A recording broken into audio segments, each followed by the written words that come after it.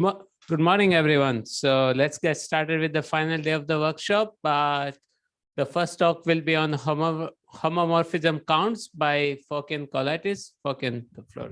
Thank you very much. Good morning. Let me thank the organizers for this opportunity and honor to be here and speak on this workshop on satisfiability, theory, practice, and beyond.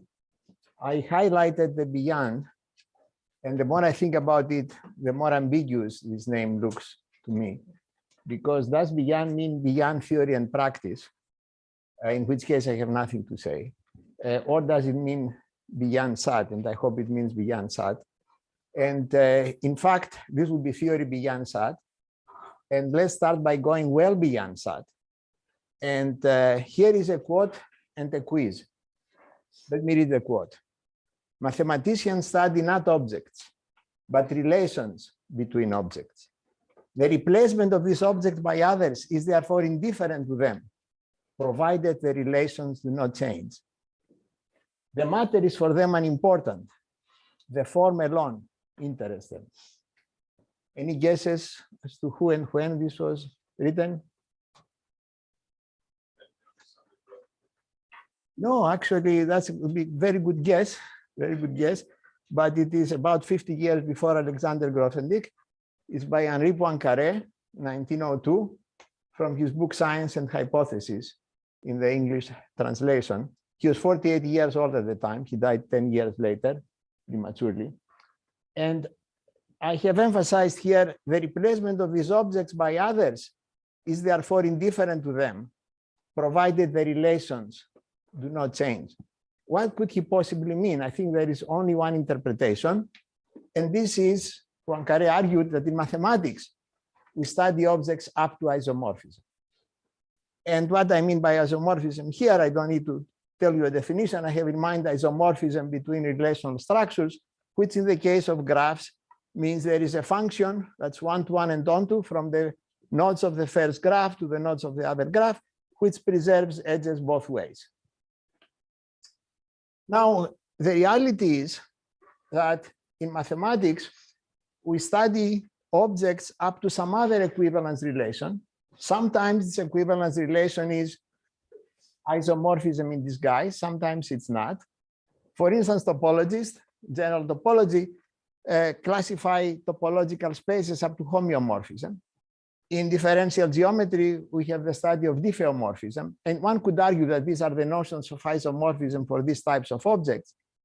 But we have all sorts of logics, including first-order logic, and in logic, we study equivalence of two structures in some logic, meaning they satisfy the same sentence of the logic. In the case of finite structures and first-order logic, first-order equivalence is the same as isomorphism. That's a trivial exercise or a well-known exercise in every logic book. But when you go to infinite structures, logical equivalence and isomorphism go different ways. So here, we will be focusing on equivalence relations that arise from the notion of homomorphism.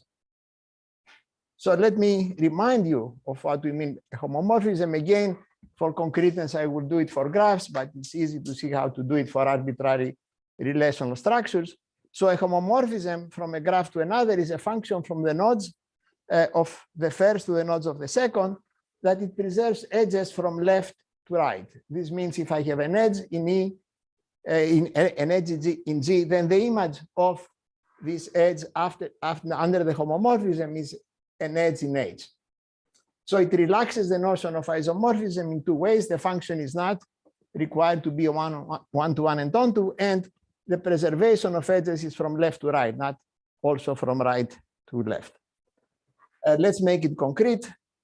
Take an arbitrary graph and take the clique with three elements, the triangle graph. There is a homomorphism from K3 to G if and only if G contains a triangle. On the other hand, if we flip things around and we ask what does it mean to have a homomorphism from G to K3, this means that the graph is recolorable. Because we don't have self-loops, the requirement to go to different edges, to edges to be nodes connected by an edge to have different colors is precisely we have a homomorphism, the preservation of the edges, and this obviously generalizes to all finite cliques. Now, the notion of homomorphism between two graphs is not an equivalence relation. Homomorphisms compose, so that's a transitive relation, and it's also obviously reflexive, but it's not symmetric. We can symmetrize it, and that we have the fundamental notion of homomorphic equivalence, which means that we have homomorphisms going both ways, from G to H and from H to G. Let's go back to our running example. Let's one of examples here. If I have two colorable graphs with at least one edge each, then they are homomorphically equivalent because they are homomorphically equivalent to the edge. In particular, the cycle with 4 elements and the cycle with 6 elements are homomorphically equivalent. So this is an important equivalence relation, a relaxation of isomorphism. We will not study it per se, but it will play a role, especially in the second part of this talk. So in summary, homomorphism equivalence is an equivalence relation coarser than isomorphism. Unlike isomorphism, whose computational complexity remains still one of the major open problems of theoretical computer science, we know the complexity of homomorphic equivalence. It's an NP complete. It's obviously an NP because we can get the two homomorphisms from G to H. Yes. G plus E, does that just mean that the disjoint? They join union. Yes. So it is in NP because we can guess the two homomorphisms from G to H and from H to G. And it's NP hard because a graph is recolorable if and only if the disjoint union of the graph G with a triangle is homomorphically equivalent to the triangle. In fact, the homomorphic equivalence class of the triangle are all 3 colorable graphs that contain a triangle, if you want to have a concrete homomorphic equivalence class in mind. Now we come to the central notion of this talk, which is the notion of the number of homomorphisms from G to H. And following the standard notation that people like Pavel Hell and Jarek Nezetrid use, we're going to indicate homomorphism with lower h. Hom GH is the number of homomorphisms from G to H. Concrete examples, again, back to the graph, arbitrary graph G and the triangle. The number of homomorphisms from K3 to G is the number of triangles that we can find in G. On the other hand, the number of homomorphisms from G to K3 is the number of 3 colorings. Okay, so we're into model counting here. And let me take this a little bit further and try to share with you 2 different views of these homomorphism counts. One view comes from constraint satisfaction. So what is the constraint satisfaction problem? I will present it here the way it was formalized by Feder and Vardy in their celebrated 1993 paper, where they looked at the constraint satisfaction problem as a family of decision problems, one for every relational structure. So if I have a relational structure H, the graph, if you will, for concreteness, CSP of H is the question, given a graph, is there a homomorphism from G to H? And we can identify it with a model class of all graph G for which there is a homomorphism from G to H. Therefore, when we have this perspective, when we fix H, Hom GH is the number of solutions of the constraint satisfaction problem. So for instance, if H was a finite structure encoding the structure used to encode 3CNF, this is the number of solutions to a 3CNF formula, the number of satisfying assignments. There is another perspective, which, if you are not familiar with database theory, may be new to you. Every graph, every relational structure gives rise to a conjunctive query. What is a conjunctive query? A conjunctive query is a formula of first-order logic, which is a bunch of existential quantifiers followed by a conjunction of atomic formulas. So in the case of the triangle again, the conjunctive query, it's called the canonical conjunctive query, says there are 3 nodes and 3 variables, and we have ex, y, and eyz, and ezx. Logicians know this concept under the name positive atomic diagram, and makes sense for both finite and infinite structures. But in the case of finite structures, we can turn it into a formula of first order logic. Another name for this formula is primitive positive. You may have seen it in that context. Okay. Now it is easy to verify that if you fix G and you look at hom GH, this is the number of satisfying assignments from the canonical conjunctive query associated with G to input H. Is the number of ways in which an input H satisfies this conjunctive query. And if you think about this, what is going on here, these are the so-called back semantics or multi-set semantics of SQL. Because if you write a select from where clause in SQL, you're going to get perhaps a tuple with multiplicities, multisets. And the wonderful introduction of multisets is in volume 2 of Professor Cruz' book, Art of Computer Programming, with some history of the multisets. So these are two different views, and it's the same object, right? But you have to look at it this way, either as solutions, number of solutions to the constraint satisfaction problem, or number of satisfying assignments of the conjunctive query. So these are the two perspectives. One question. Yes. So on the previous slide, you had that you want to count the number of triangles, but are you counting each triangle once, or are you counting it 6 times? I'm 6 times here. Okay, no, okay, then. Yeah, but thanks. That's a good point. All right. Now let's try to visualize these homomorphism counts. Imagine an infinite matrix where we have listed on the rows and the columns graphs, and we pick one graph from every isomorphic equivalence class. So it is what Stefan Zeider called the other day isomorphic. Doesn't really matter but let's assume we have picked up from every equivalence class only one graph. So we create this infinite table. And now let's do the following thing. Let's put ourselves on some column here. So this is a column indexed by some graph G. And let's go down this column. What do we see? We count the homomorphisms from G1 to G, from G2 to G, from G to G, and so on and so forth. If we take this infinite vector, we get the notion of the left profile of G. So the left profile of G is the vector consisting of all homomorphism counts from all other graphs to G. But of course, we can switch perspectives and go in the row that corresponds to G and travel along this row. And then what do we see? We see the homomorphism from G to G1, the number of homomorphisms from G to G2, and so on and so forth. And we call this the right profile of G. And with these notions of the left profile and the right profile, we can now state two very well-known results. And let's start with Lovász's theorem. Lovász was barely 19 years old or 18 years old at the time. That's one of his first papers. He proved that two graphs G and H are isomorphic if and only if they have the same left profile. So this is it's not a difficult result, but it's very interesting because it makes a very tight connection between number of homomorphisms and isomorphism.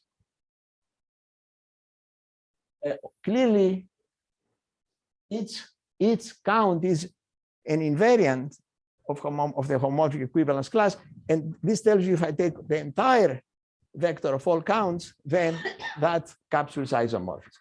At the level of our table, it really says that no two columns are the same, right?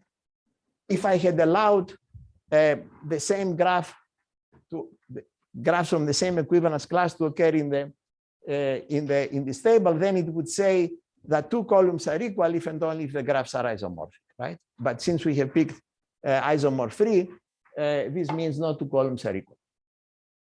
Now you may wonder, okay, we did this from the columns, what happened from the rows? Well, we have the same result, I like to call this the Chaudhuri-Vardi theorem, even though Lovász turns out was aware of this a few years later. Now, what do Chaudhuri and Vardi in 1993 have to do with homomorphism accounts? Nothing. They published a paper in the database conference, PODS, and they looked at back semantics of conjunctive queries. Now, here is where you have to recall the previous perspective that I shared with you. So their result says two graphs are isomorphic if and only if they have the same right profile. But you see, what is the right profile? The right profile is the number of satisfying assignments of the canonical conjunctive query on G. The canonical conjunctive query of G. So this says that two graphs are isomorphic if and only if their canonical conjunctive queries have the same semantics under the back semantics. So the two queries are equivalent in the sense of back semantics. And that's what they proved there. They were interested, they initiated the study of queries in databases under back semantics. So this is where the two perspectives are useful. And now, again, this says that no two rows are equal in that infinite matrix that we have. All right, so we have the notion of isomorphism captured by left and right profiles. Now, let's do the following thing. Suppose I have a class of graphs, your favorite class of graphs. And now, instead of looking at the entire profile, left or right, I only restrict the profile to the graphs coming from that class. So for instance, I can talk about the left profile of G restricted to F is the vector hom Fg, hom F1G, hom F2G, etc., where F1, F2 come from the class F, calligraphic F that I have fixed. In some sense, what this says, we go down the column and we only keep the rows that arise from graphs in F. Again, if you have the table in mind, you throw out all the rows that don't arise from graphs in F. And of course, again, we can do the same thing from the right. We can talk about the right profile of G restricted to F is the vector hom GF, hom GF1, etc., hom GF2. We only keep the columns that arise from graphs in F. So we have, with the homomorphism accounts and a class of graphs, we have introduced these notions of profiles, the left profile and the right profile. But now you see, once you have such a class, you get new equivalence relations. So every class of graphs gives rise to two equivalence relations, which are relaxations of isomorphism. What are these equivalence relations? The left equivalence relation says two graphs are equivalent if they have the same left profile restricted to F.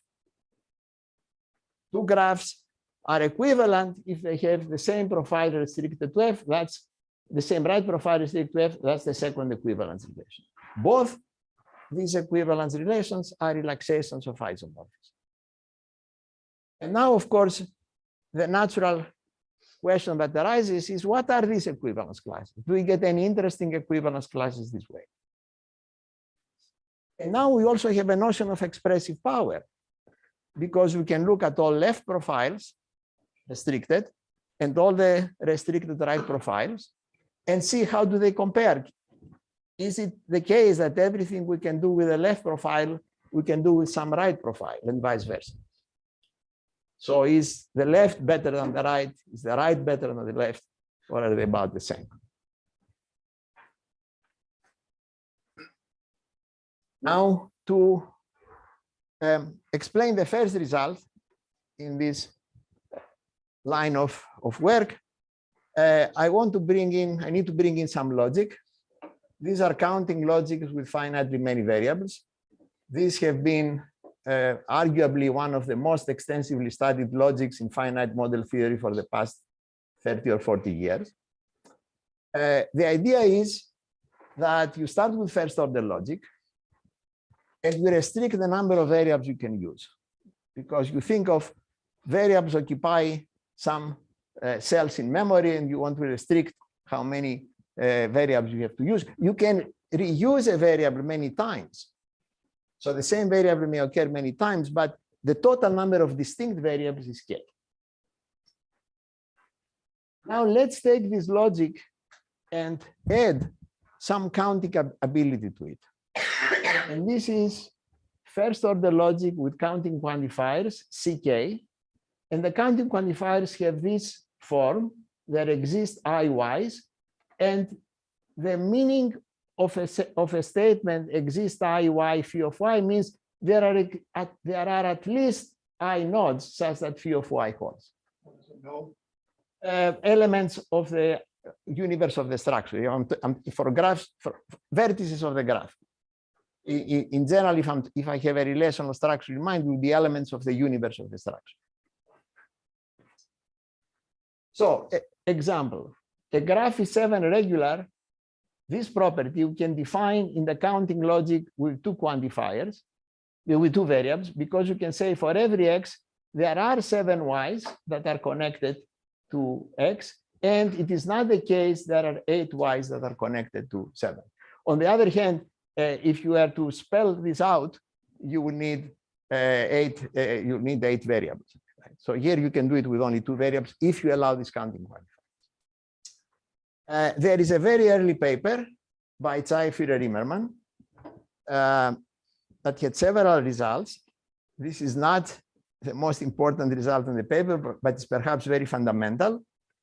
It related equivalence in discounting logics to indistinguishability by a very well-known heuristic for graph isomorphism, the Weisfeiler-Lehmann algorithm, which is also known as the color refinement algorithm. I'm not going to discuss this algorithm, but I just want to point out they found this connection between indistinguishability in the logic with counting quantifiers and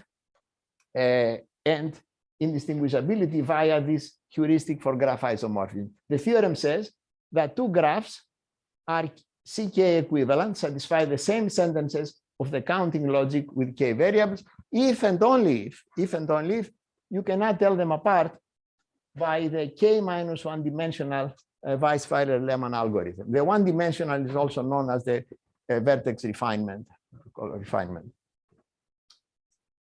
So that's the Tsai Führer-Immermann result. And now let's go back to homomorphisms. This is the result. Yes. So you're allowing equality. So you're allowing equality in language. Yes. Equality is allowed in language without loss of generality. And I guess it could also be eliminated if it's counting one. Yes, it's good. Do people ever, is this powerful enough to count pairs? Could you count the number of pairs Y, Z with this language? Probably you could, I guess. Yes, you can count. You can count with 2 vectors. And is that built into the language? But it's probably expressible. It's expressible. You can express. It's not being. Oh, that's all that's built into the language. So we're coming now to the first important result, and this was by Zdenek Dvorak in 2010. It's a beautiful result. Out of the blue, he proved that 2 graphs are indistinguishable in the first order counting logic with k variables, if and only if they have the same left profile restricted to the class of graphs of Treewidth less than k. Now, most of you should be familiar or are familiar with the notion of a Treewidth. Very quickly, it's a positive integer. The Treewidth of a graph is a positive integer that somehow tells us how far away from being a tree the graph is. So trees have Treewidth 1, cycles have Treewidth 2, and cliques far away from trees have Treewidth n minus 1. The notion has been very fundamental in 2 ways, in many ways, but including it has played a major role in the graph minor theorem of Seymour and Robertson. And second, we have many algorithmic meta theorems to the effect, like Courcell's theorem, that says that if you take an arbitrary formula of monadic second order logic, in general, the model checking problem could be NP complete, but on graphs of bounded Treewidth, it is in polynomial time. So this is some background on Treewidth, and this result makes this unexpected connection that satisfying the same sentences of CK is the same as having the same left profile restricted to the class of Treewidth less than K. Yes. But also, It was another characterization in terms of being indistinguishable by this heuristic of graph isomorphism. the vice filer is also the same as Treewidth. Exactly. So one very good. One consequence of this, that vice filer indistinguishability by a vice filer lemma is the same as having the same left profile restricted to graphs of Treewidth less than K. This result passed somewhat unnoticed, and it was rediscovered by Delgroy and Rattan, who also had new results. Here is one of them. Two graphs are cospectral if their adjacent matrices have the same spectrum, meaning the same multiset of eigenvalues. So this is the first example, the smallest example of two graphs that are not isomorphic, but are cospectral. This is the cycle, the joint union with an isolated node, and the star graph. Point in the middle and four rays coming out. The spectrum is -2, 0, 0, 0, 0 with multiplicity 3 and 2. So Delgroy and Rattan proved that two graphs are cospectral if and only if they have the same left profile restricted to the class of all cycles. And this is a very nice result, I think, because it takes an equivalence relation, which has been extensively studied in algebraic graph theory, like cospectrality, and tells you that it can be captured by homomorphism counts, but this time you have to change the restricting class. Here we are restricting on the class of all cycles. So this was the state of affairs. We have seen that the restricted left profiles can capture interesting relaxations of isomorphism.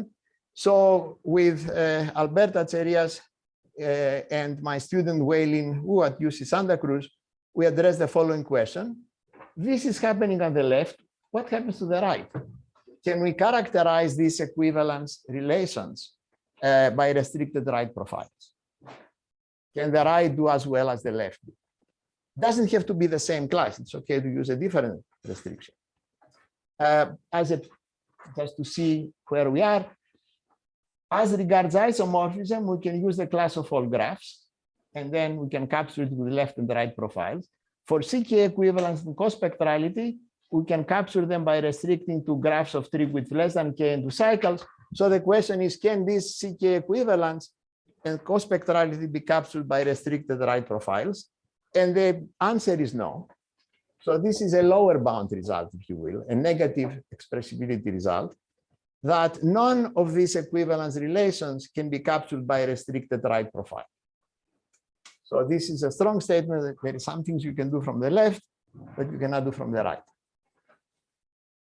And in fact, this is a consequence of the following theorem, that if I have an arbitrary equivalence relation of graphs, which is sandwiched between C1 equivalence and CK equivalence, so it's finer than C1 equivalence.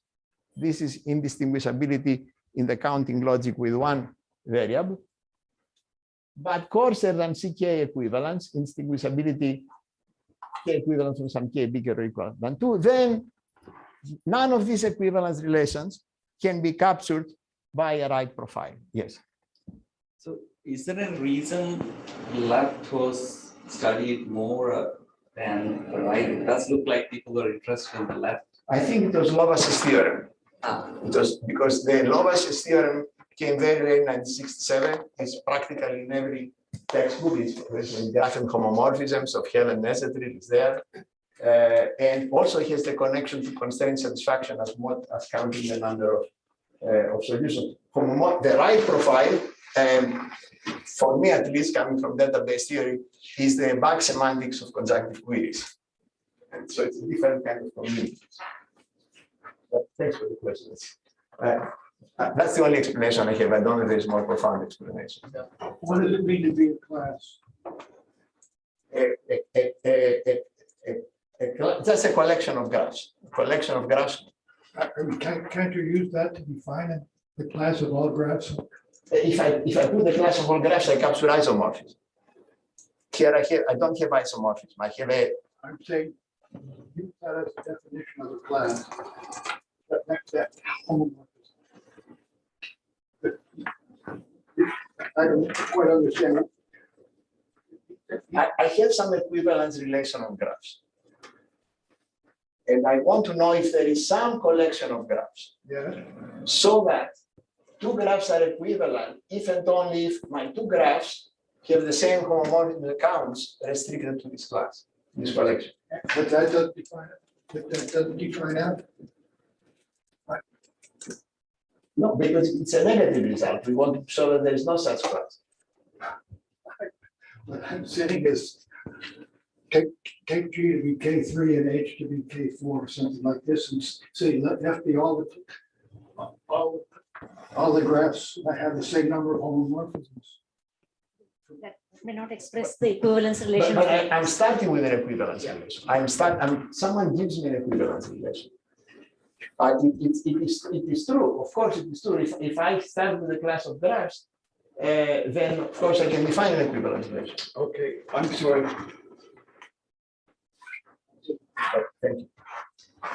So, as I said, you should think of this as a negative result, as a lower bound result. It tells you that none of these equivalence relations sandwiched between C1 equivalence and CK equivalence are capturable by restricted profiles on the right.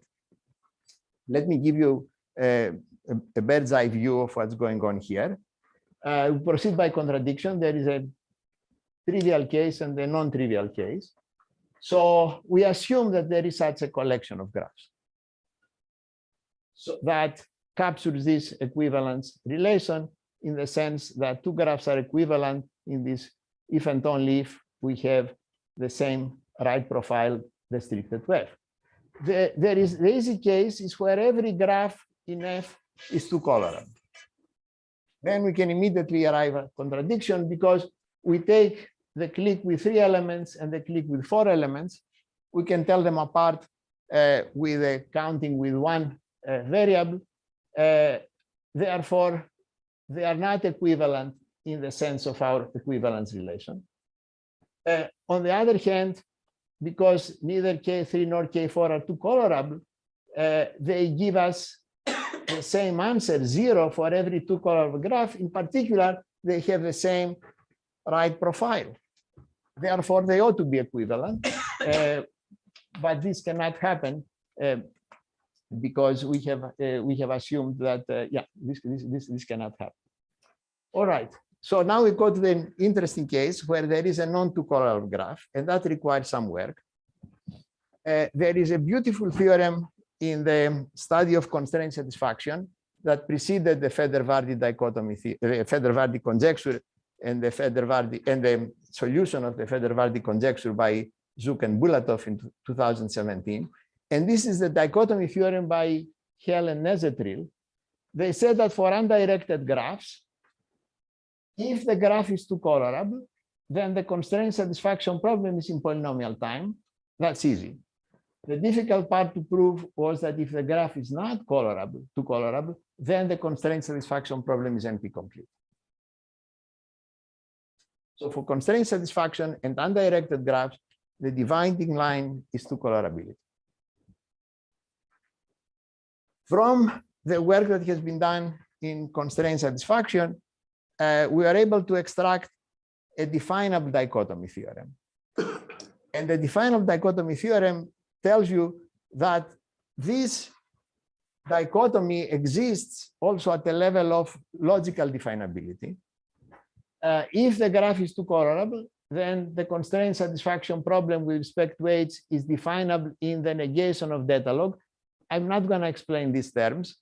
The important part for us, and this was well known, the important part is that the graph is not colorable, two colorable, then the constraint satisfaction problem is not definable in an extension of the counting logic, which has m variables, but it allows for arbitrary conjunctions and disjunctions. You allow for infinitary disjunctions and conjunctions. This is quite powerful. It can express least fixed point logic with counting and so on. So in some sense, this tells you that even if P turns out to be equal to NP, in which case the dichotomy collapses of Hell and necessary, there is still a difference between H being too colorable and H not being too colorable at the level of definability. That's a provable dichotomy that doesn't use any complexity assumptions. That's the tool we need, because once you have that, you assume that the graph the class F contains a non-two colorable graph H star. Therefore, by the definable dichotomy theorem, the constraint satisfaction problem on H star is not CK infinity definable for K. K is, remember, our equivalence relation is sandwiched between C1 equivalence and CK equivalence. Because it's not definable there, this means there are two graphs. One has a homomorphism to H star. The other does not have a homomorphism to H star, but they are CK equivalent. Therefore, they are also equivalent in the sense of our equivalence relation, since our equivalence relation is coarser than CK equivalence. And now we are done, because since G0 is in CSP of H star, this means there is a homomorphism, the homomorphism count is positive. Because they are equivalent in the sense of our equivalence relation, they have the same homomorphism count, but they can't have the same homomorphism count. It can be positive because G1 is not in CSP H star, and therefore it must have, the count must be 0. So you put all these things together and you get the dichotomy, you get the sandwich theorem, which says again that if I have an equivalence relation of graphs that is finer than C1 equivalence and coarser than CK equivalence, no class of graphs F has the property that the right profile restricted to this class captures this equivalence relation. And what we get out of this, we get what we are after in the beginning. For every k bigger or equal than 2, there is no class of graphs such that the right profile restricted to F captures CK equivalence. You also get that there is no class of graphs so that the right profile restricted to F captures cospectrality, because it is a well-known fact that cospectrality is sandwiched between C1 equivalence and C3 equivalence in the counting logic. So you get these two results and many others in as corollaries of this theorem. And now you can say, well, look, this is one more case where the left has the superiority over the right. Not so fast. Not so fast. The right strikes back. We have seen limitations on the right profiles. Now let me show you a limitation of the left profile. There is a well-known equivalence relation. Yes? Hi. So just a question. Does it make sense to ask the same question with respect to CK prime and CK? Negative result. What is CK prime? Well, you have this equivalence relation that sort of in between C1 and CK. Yes. And then you have this negative result. Yes. So what if it's in between CK prime and CK for K prime less than K? Does it make sense to ask? Oh, I see what you're saying. Well, we know none of this, because if it is still between C1 and CK prime, right? So it's still not captured. There is another fundamental equivalence relation, which is chromatic equivalence. Two graphs are chromatically equivalent if they have the same number of n colorings for every n. This is a very old equivalence relation. It was introduced in 1912 by George David Birkhoff. That's not the Birkhoff of the MacLean-Birkhoff category theory. It's the father of Garrett Birkhoff. Okay. Garrett Birkhoff had the universal algebra theorem about HSP. This is his father, also known for his work on the ergodic theorem. He introduced this notion because he was trying to use it to prove the four-color theorem back in 1912. And chromatic equivalence is very easily captured by the right profile restricted to the class of cliques. We have seen this already in some sense. Because for all graphs, we have that they are chromatically equivalent if and only if they have the same number of homomorphisms to every clique. Now, we can show, using Ehrenfeucht-Frazee games, that there is no class of graphs so that the left profile restricted to the class captures chromatic equivalence. So this is something you can do from the right. You capture a natural equivalence relation, but you cannot capture from the left. And in summary, what we have seen here is this picture. Isomorphism captured both left and right. CK equivalence, co-spectrality captured from the left, but not from the right. Chromatic equivalence is captured from the right, but not from the left.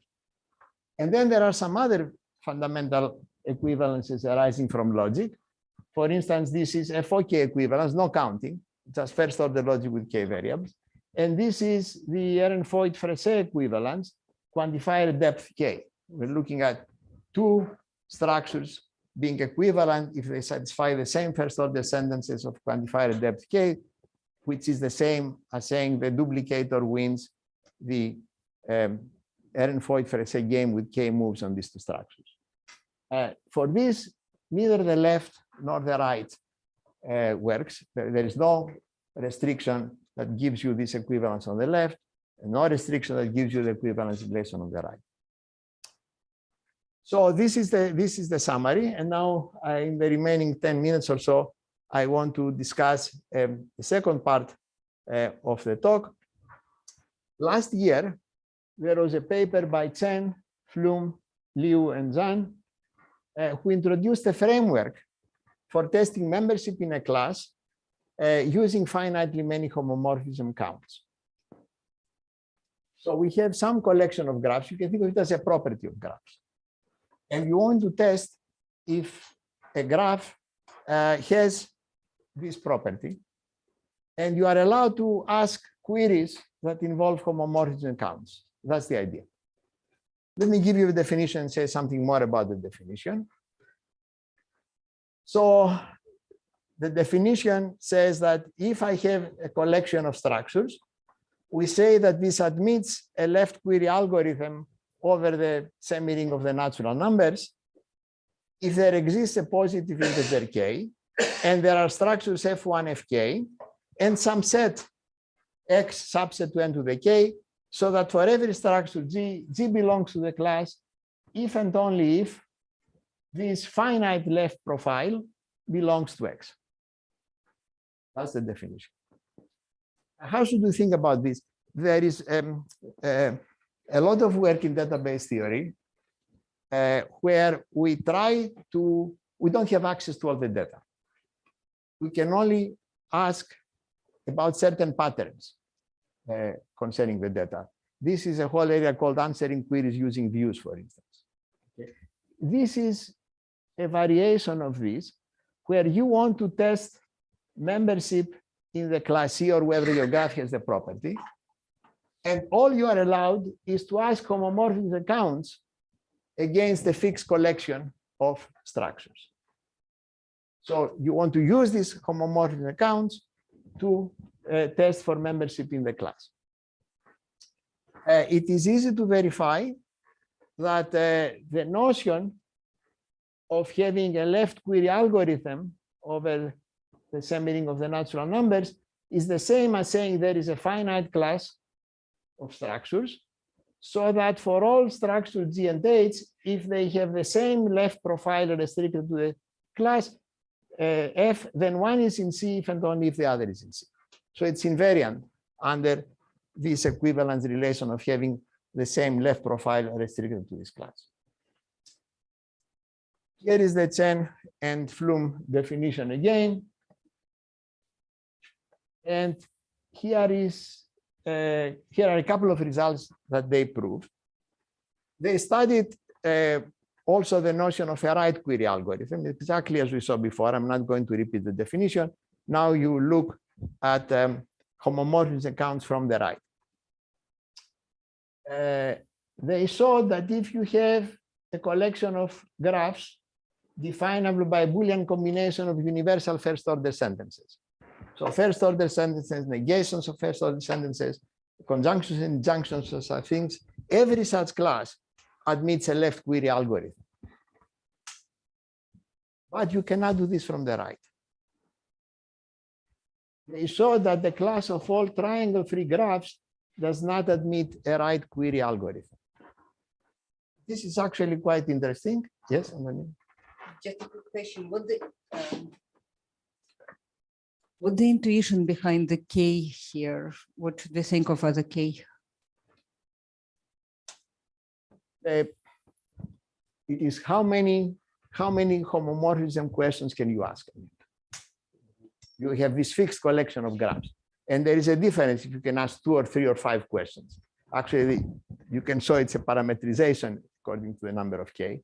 But here we're aiming for negative results.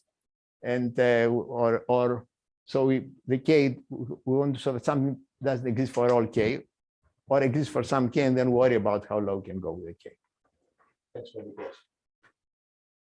Let me say something about, again, something we can do from the left, not do from the right. In the Feder-Vardy constraint satisfaction paper, yes. Why can't you write K color or K equivalence, chromatic equivalence as a universal first order sentence? You can write K colorability as a counting sentence, couldn't you? I can express K colorability.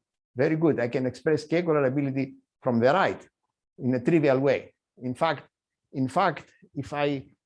what I can do from the right are Boolean combinations of CSPs. Okay, but that's not tree colorability here.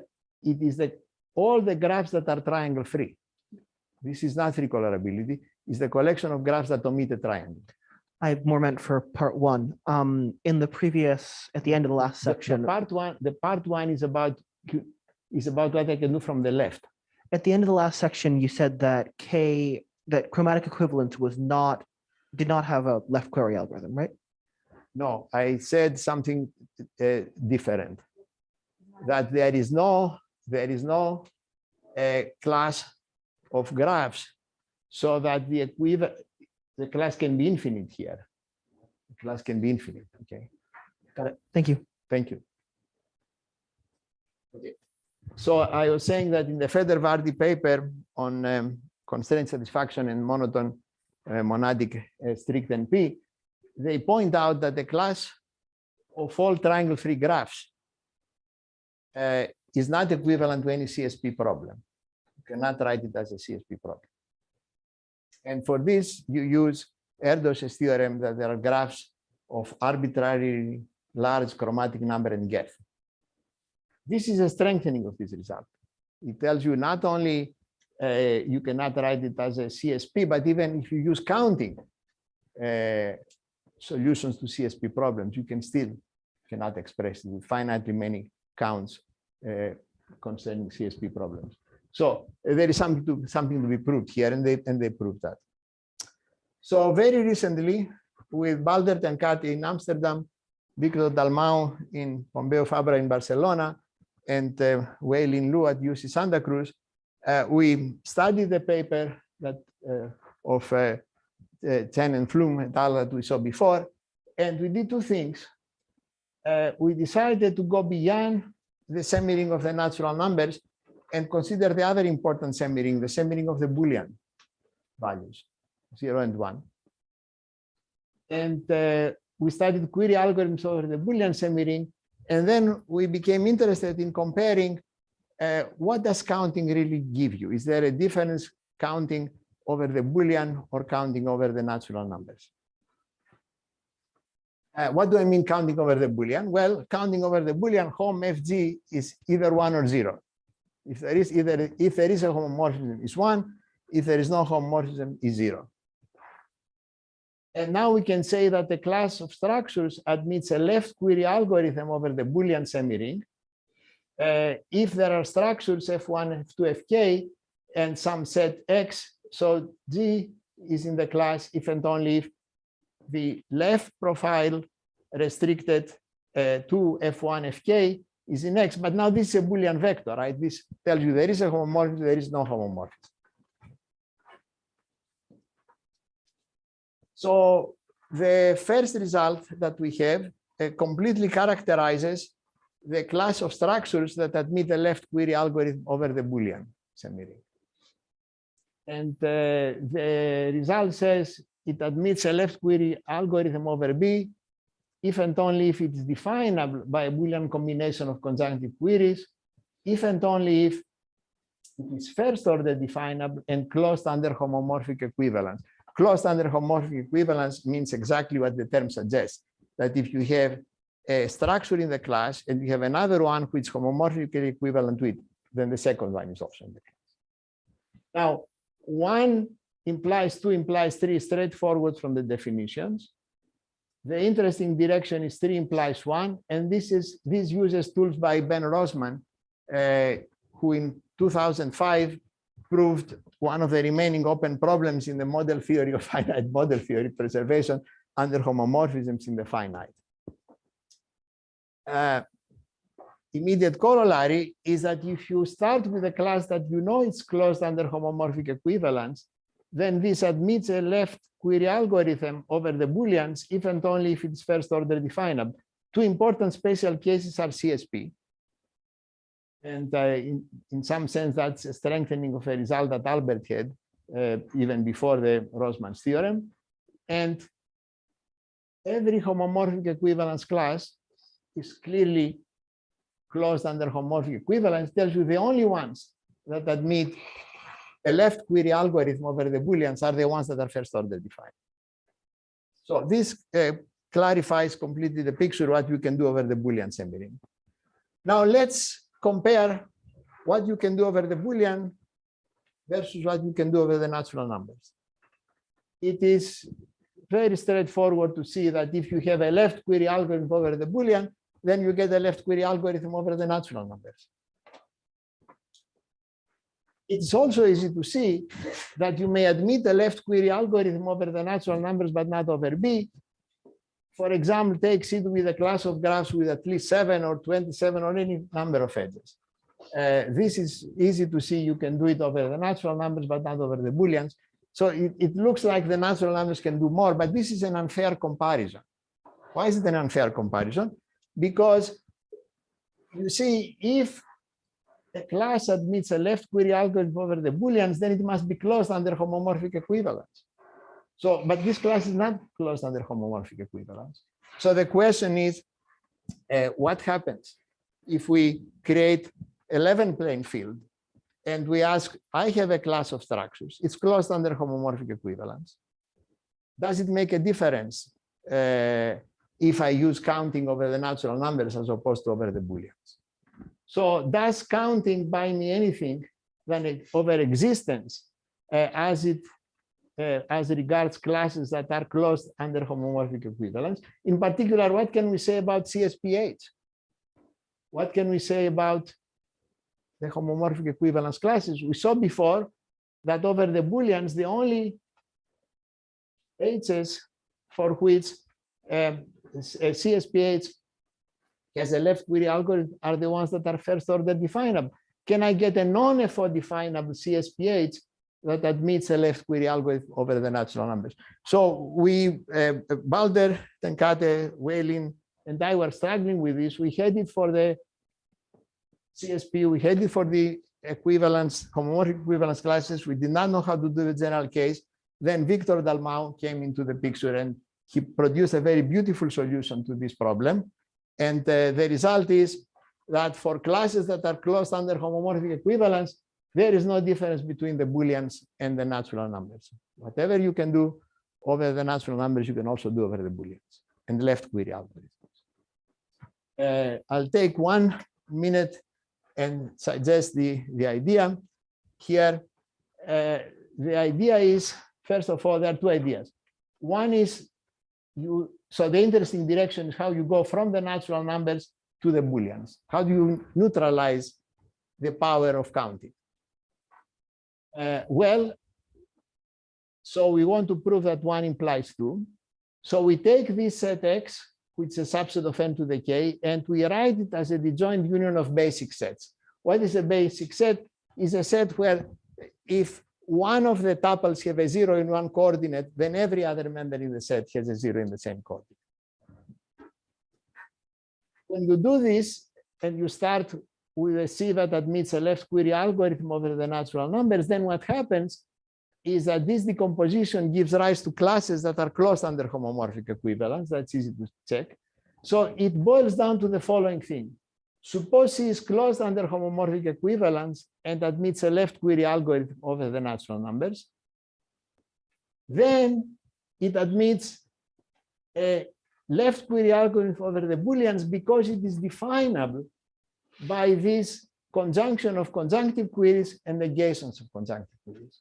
And what are the conjunctive queries? They are the conjunctive queries such that in the corresponding position in the tuples, we have not 0, and in all the others, we have 0. Remember, we're working with the basic set. So this is the part that requires quite a bit of work. And that in turn breaks into 3 parts. So the difficult part is, suppose you take a structure that satisfies this Boolean combination of conjunctive queries. We want to prove that it's in the class C, where C is closed under homomorphic equivalence, admits a left query algorithm over the natural numbers. What you do is you take some set A in the class C, and you construct A prime and B prime, where A prime is a disjoint union of many copies of A. The many will come from the 3, from the third part, and a disjoint union of direct products of members of F and substructures of members of F. And similarly for B prime. So these are disjoint unions of many copies of A together, combinations of structures of F in F and substructures in F.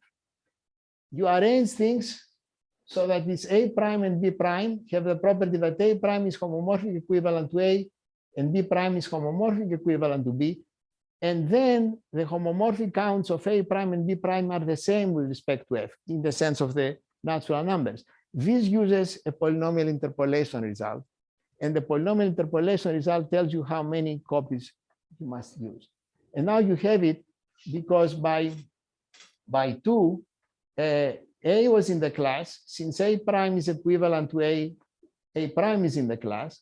By 3, since they have the same count, B prime is in the class, but B prime is was homomorphic equivalent to B, so B is in the class. So you go back and forth this way. So that's the quick outline of the proof. I'm almost out of time, so it's time to end. What have we seen here? We have seen in summary that homomorphism accounts capture interesting relaxations of isomorphism. There are sharp differences in expressive power between left profiles and right profiles. The last part, we saw that homomorphism counts give rise also to algorithms for testing for membership in a class of structures. And for the left query algorithms and for classes that are closed under homomorphic equivalence, counting doesn't buy you more than existence. That was the surprising result for us, at least. 2 general open problems.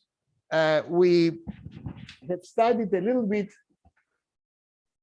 right query algorithms over the Boolean. We don't know if we have a similar result like the one I present at the end.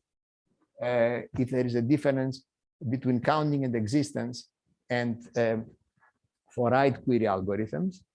But let me finish with something sort of more ambitious and at least more like of a dream for me.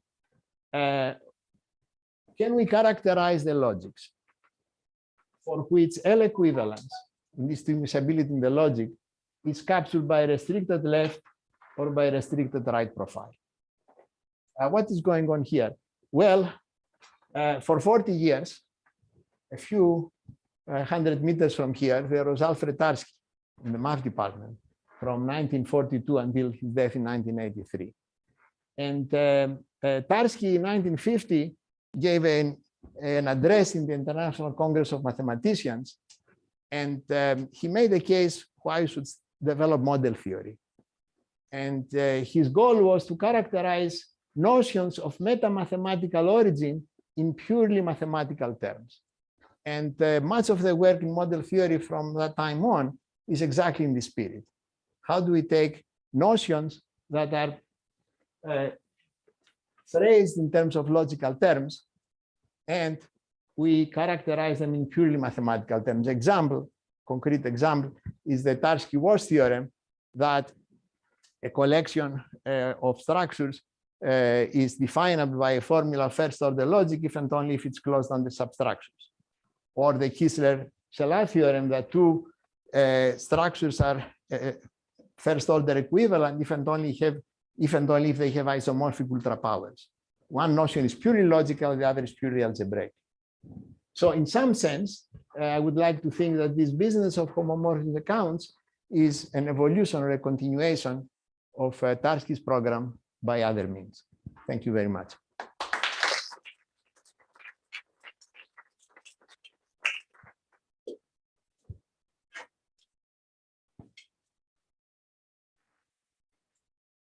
Can you go to slide 27, please?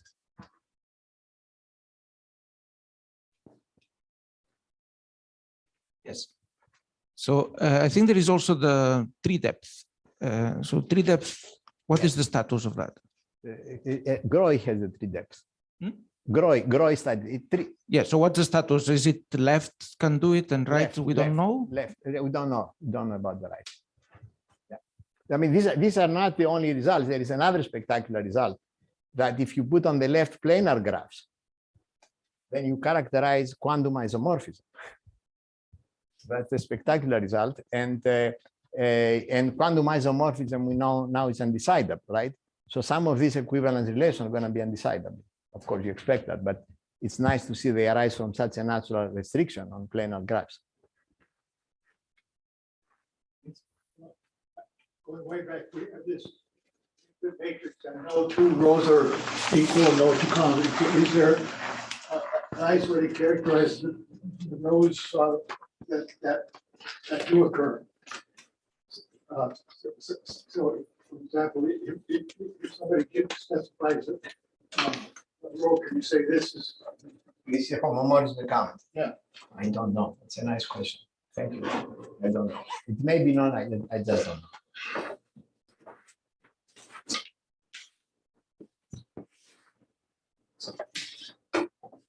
I had a sort of open-ended question about homomorphism equivalence, which you did at the beginning and then at the end of your talk. I was wondering, is there sort of model theory or structure theory behind this? I'm not familiar with the theory of that. So there is. I mean, even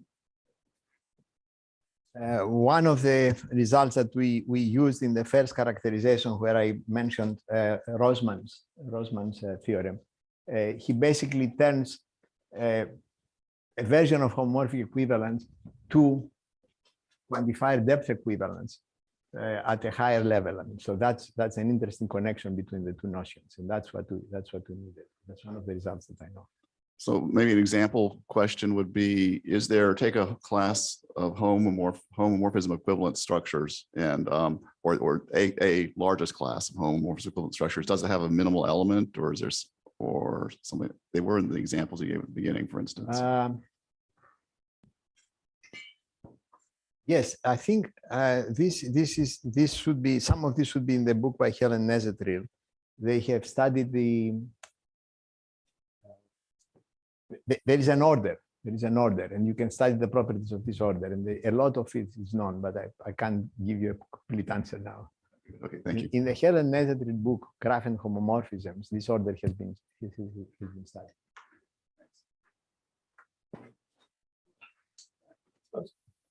You have this result of equivalence relation having the same spectrum. Yes. But there's also having the same spectrum of Gaussian matrix. Yes, the results. I don't know the results for the reflection. I don't know. I have not seen anything about the reflection. I guess on that note, let's conclude. Thanks a lot, Phokion. We have coffee break now, and we meet again at 11.